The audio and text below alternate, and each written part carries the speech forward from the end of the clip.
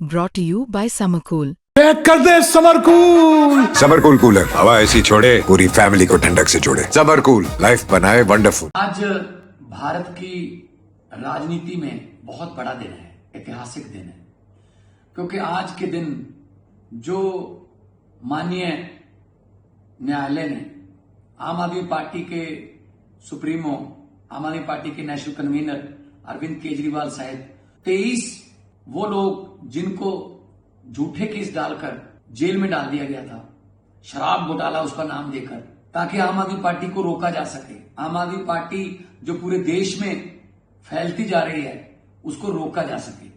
आज उसका फैसला आया है और सबको बरी कर दिया गया है। सच का सूरज निकला है। रात अगर लंबी हो जाए इसका मतलब ये नहीं कि सूरज मर गया, सूरज निकलता है, सच का सूरज हमेशा निकलता है।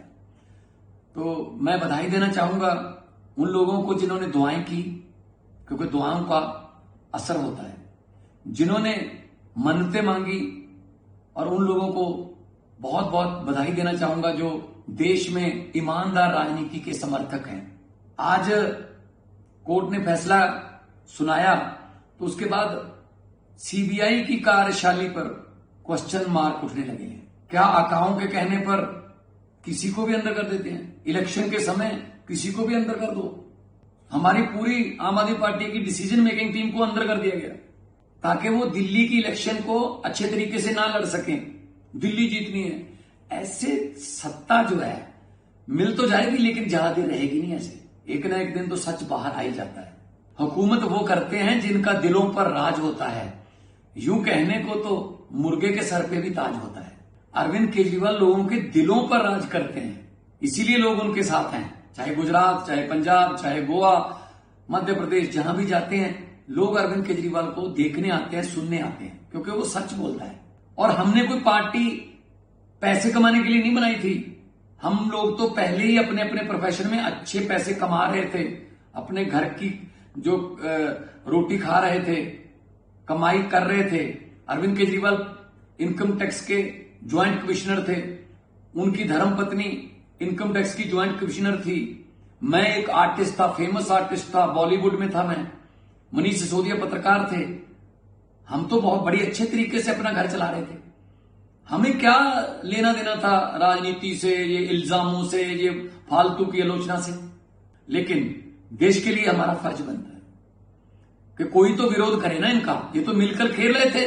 बीजेपी जो है वो मिलकर खेल रही थी। दो पार्टियों का राज चल रहा था। 5 साल वो, 5 साल वो, 5 साल मैं, 5 साल तू, ऐसे चल रहा था।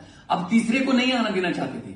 जो भी इस देश में जो भी भ्रष्ट सिस्टम को बदलने की बात करेगा तो उसको ऐसी यातनाएं झेलनी पड़ेंगी, क्योंकि उस भ्रष्ट सिस्टम के जो बेनिफिशियरी होते हैं, जो उससे फायदा उठाते हैं, वो बाउंस बैक करते हैं। कैसे कैसे सिस्टम बदल दोगे जी? अंदर कर दो इनको। चलो जीत गए, जीत गए। अब तो एसआईआर कितना बवाल देश में हो रहा है उस पर कि अपनी ही जनता बना रहे हैं। बीजेपी वाले अपनी जनता ही बना रहे हैं कि हमें आम पब्लिक की जरूरत नहीं है वोट के लिए। जो पहले थोड़े बहुत हाथ जोड़ते थे इलेक्शन के समय, वो भी जरूरत नहीं रही। हरियाणा में वोट डलवाकर 5 दिन के बाद महाराष्ट्र में वोट रखे, उनको रेलगाड़ियों में भरकर महाराष्ट्र ले जाओ। महाराष्ट्र के बाद बिहार के वोट रखो, वहां बिहार में ले जाओ, बिहार से असम ले जाओ। अपनी ही जनता लेके घूम रहे हैं देश में। ये लोकतंत्र के लिए बहुत ही खतरनाक है। मोदी साहब, अमित शाह जी, आप सत्ता चाहते हो, राज करना चाहते हो, खुशी से करिए, लेकिन देश की समस्याओं को हल करके लोगों का दिल जीतकर वोट लीजिए। दिल जीतकर खुद जीतिए। बिजली की समस्या पूरे देश की, बेरोजगारी पूरे देश की सबसे बड़ी समस्या, गरीबी, महंगाई, शिक्षा, स्कूलों का बुरा हाल है, सड़कें, इंफ्रास्ट्रक्चर, उसकी कोई बात नहीं करता। आप लोग नफरत की, धर्म की, और इसकी पार्टी तोड़ दो, इसका निशान ले लो, इसकी पार्टी का निशान फ्रीज कर दो, चुनाव चिन्ह छीन लो, पहले इल्जाम लगा दो 17,000 करोड़ का, फिर उसके बाद उस बंदे को डिप्टी सीएम बना दो, अपनी जो वॉशिंग मशीन है उसमें धुल गया वो, अब ठीक हो गया है, मतलब हद है। ऐसे विश्व गुरु बनोगे क्या? अरविंद केजरीवाल कट्टर ईमानदार बंदा है। हम लोगों ने अपने करियर छोड़े हैं सर, अच्छे भले चलते करियर छोड़े हैं। जेल जाने के लिए हम तैयार हैं, कोई ऐसी बात नहीं है। हम वो पत्ते नहीं जो शाख से टूटकर गिर जाएंगे, हम वो पत्ते नहीं जो शाख से टूटकर गिर जाएंगे। आंधियों को कह दो अपनी औकात में रहें। हम लोग देश के लिए लड़ रहे हैं सर। हम लोगों को देश चाहिए नंबर 1। ये घोटाला नंबर 1, ये इधर की तिकड़मबाजी वो ये नहीं चाहिए हमें। शहीद आजम भगत सिंह को कभी भी चिंता नहीं थी इस बात की कि आजादी आएगी या नहीं, आजादी मिलेगी या नहीं, लेकिन उनको इस बात की बहुत चिंता थी कि आजादी के बाद देश कौन से हाथों में जाएगा, और उनकी चिंता बिल्कुल सही साबित हुई है। भगत सिंह ने अपनी एक चिट्ठी में लिखा था, जो चिट्ठियां भगत सिंह की चिट्ठियों की किताब है, उसमें लिखा था कि इश्क करना सबका पैदाइशी हक है, क्यों ना इस बार वतन की सरजमी को महबूब बना लिया जाए। वतन की सरजमी को महबूब मानने वाले उन लोगों की आत्माएं तड़प रही होंगी जब वो देख रहे होंगे कि ये आजादी है, ये आजादी मिली है हमें। रिश्वत चल रही है, करप्शन चल रही है, कचहरियों में लोग धक्के खा रहे हैं, खज्जल खुआर हो रहे हैं, कोई नहीं पूछता। नौकरी के लिए पैसा, पेपर लीक हो रहे हैं, पता नहीं कौन कौन से जो बच्चे हैं वो कौन कौन से हालातों से निकल के पढ़ रहे हैं, लेकिन पता चलता है एक रात पहले पेपर लीक हो गया, बड़े बंदे पेपर खरीद के ले गए और नौकरियां भी ले गए। ये अच्छा नहीं है मोदी जी, ये अच्छा नहीं है अमित शाह जी। आप लोग देश चला रहे हो, लेकिन जिस तरीके से चला रहे हो उस पर आपत्ति है। आप दबंगई तरीके से देश को चला रहे हो, डेमोक्रेटर बन गए हो आप, डेमोक्रेटिक तरीके से चुने हुए डिक्टेटर। ये अच्छा नहीं है। लंबे सफर को मीलों में मत बांटिए, कौम को कबीलों में मत बांटिए। एक बहता दरिया है मेरा भारत देश, इसको नदियों और झीलों में मत बांटिए। नफरत, धर्म, जाति मत बांटिए प्लीज। बड़ा देश है, एक गुलदस्ता है देश। गुलदस्ते में हर रंग का फूल होना चाहिए, हर फूल की अपनी सुगंध होनी चाहिए। आप चाहते हो गुलदस्ते में सिर्फ एक ही रंग के फूल हो?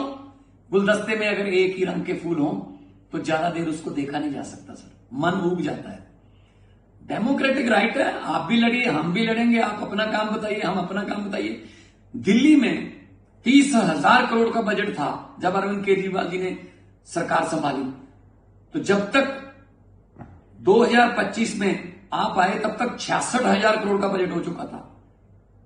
बिजली भी दिल्ली में फ्री मिलती थी, स्कूल बहुत अच्छे हो गए, लोग प्राइवेट स्कूलों से बच्चों को निकालकर सरकारी में दाखिल करवाने लगे, सरकारी में भर्ती करवाने लगे। यकीन हो गया था सरकारी स्कूलों की एजुकेशन पर कि क्वालिटी एजुकेशन है। अस्पताल, आम आदमी क्लिनिक, मोहल्ला क्लिनिक खुले और आपने आते ही सारे बंद कर दिए। कि ये कौन आ गया भाई अरविंद केजरीवाल, जो लोगों को उनके हक बता रहा है, जो लोगों को उनके अधिकारों के बारे में बता रहा है, अवगत करा रहा है, उनको जानू करवा रहा है। इसको अंदर करो। और आज सीबीआई का पूरा कच्चा चिट्ठा सामने आ गया और जज साहब ने कहा कि उन अफसरों पर भी कार्रवाई करो जिन्होंने ऐसा केस बनाया जो बिल्कुल टिक भी नहीं पाया। सो मोदी साहब, आज अरविंद केजरीवाल के जो आंसू निकले हैं वो देश के लिए निकले हैं, वो खुद के लिए नहीं निकले। वो इस देश की बद से बदतर होती जा रही हालत पर निकले हैं। हम इमोशनल बंदे हैं, हम पत्थर दिल नहीं हैं, लेकिन जब आप ऐसे करते हो किसी के साथ जो सच्चा बंदा हो और उसके साथ आप ऐसे जब जबरदस्ती जुल्म करते हो तो फिर दुख होता है। कई बंदे ऐसे भी कोर्टों ने बरी किए हैं जिन पर आपने ऐसे झूठे केस डाले कि वो 10-10 साल जेल में रह के आए हैं, 8 साल जेल में रह के आए। क्या बरी होने के बाद उनके वो 8 साल आप जिंदगी के वापस दे दोगे? उनकी जिंदगी रिवाइंड कर दोगे? ये तरीका अच्छा नहीं है कि इलेक्शन के आसपास जाके बड़े नेताओं को अंदर कर दो, वो बेल के चक्कर में 4-5 महीने निकल जाएंगे, इतने में इलेक्शन निकल जाएगी, हम जीत जाएंगे। डबल इंजन, ट्रिपल इंजन, पता नहीं कौन से इंजन। एक ही इंजन चाहिए देश को, वो है देशभक्ति का इंजन। ये पब्लिक है, सब जानती है।